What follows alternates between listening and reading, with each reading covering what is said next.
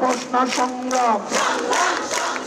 সম্প্রতি কোটা সংস্কার আন্দোলনে উতাল সারা দেশ। সে আলোচনার রেশ থাকাকালীন নতুন করে আলোচনায় পুরনো মুখ জাতীয় রাজস্ব বোর্ডের কর্মকর্তা মতিউর রহমান। এর চেয়েও এক কাঠি সরস পরিচয় ছাগলকাণ্ডের মতিউর তিনি, যে সর্বোচ্চ দামের রেকর্ড ছাগলের সে কাণ্ড পরবর্তীতে লঙ্কা কাণ্ডে পরিণত হয়েছিল এবং সে আগুনে ক্রমাগত ঘি ঢেলেছেন নেটিজেনরা। পরিণতিতে শেষ পর্যন্ত আত্মগোপনে যেতে বাধ্য হয়েছিলেন তিনি। তবে এবার তিনি আলোচনায় সম্পূর্ণ ভিন্ন এক খবরে। চাকরি থেকে স্বেচ্ছায় অবসর নিয়েছেন সেই ছাগলকাণ্ডের মতিউর রহমান। বুধবার অর্থ মন্ত্রণালয়ে সই করা প্রজ্ঞাপনে এসব তথ্য জানা গেছে।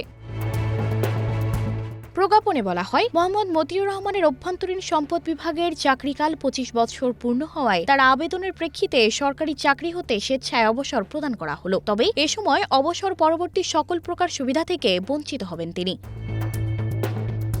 মতিউর রহমানের ছেলে ইফাত গত কোরবানি ঈদে 15 লাখ টাকায় একটি ছাগল এবং 70 লাখ টাকার গরু কিনেছিলেন বলে সামাজিক যোগাযোগ মাধ্যমে উঠে আসে। ভাইরাল সেই ভিডিওর প্রভাবের রেশ বেশ চাউর হয় গণমাধ্যমে। এরপর থেকে মতিউর রহমানের ছেলের দামি ব্র্যান্ডের ঘড়ি, গাড়ি, বাংলো বাড়ি সবই উঠে আসে। বাদ যায় না নামে বেনামে সম্পত্তি নিয়ে আলোচনা।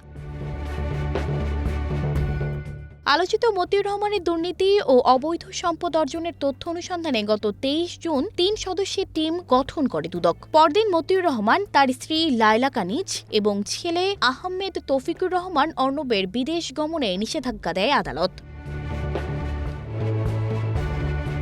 অনুসন্ধান পর্যায়ে গত 4 জুলাই মতিউর ও তার স্ত্রী সন্তানদের 1019% জমি ও 4টি ফ্ল্যাট ক্রোকের আদেশ দেয় আদালত। এনবিআর সদস্য ও কাস্টমস, এক্সাইজ ও ভ্যাট আপিলেট ট্রাইব্যুনালের সাবেক প্রেসিডেন্ট মতিউর রহমানের বিরুদ্ধে গত 2 যুগে 4 বার দুর্নীতির অভিযোগ ওঠে। এসব অভিযোগ পৃথকভাবে অনুসন্ধান করে দুদক। প্রতিবারই দুদক থেকে অব্যাহতি পান তিনি। সবশেষ ছাগলে ফেসে গেলেন তিনি। অভ্যন্তরীণ সম্পদ বিভাগে বদলি করা হলেও হলো না শেষ রক্ষা। সেখান থেকে স্বেচ্ছায় অবসরে গেলেন তিনি।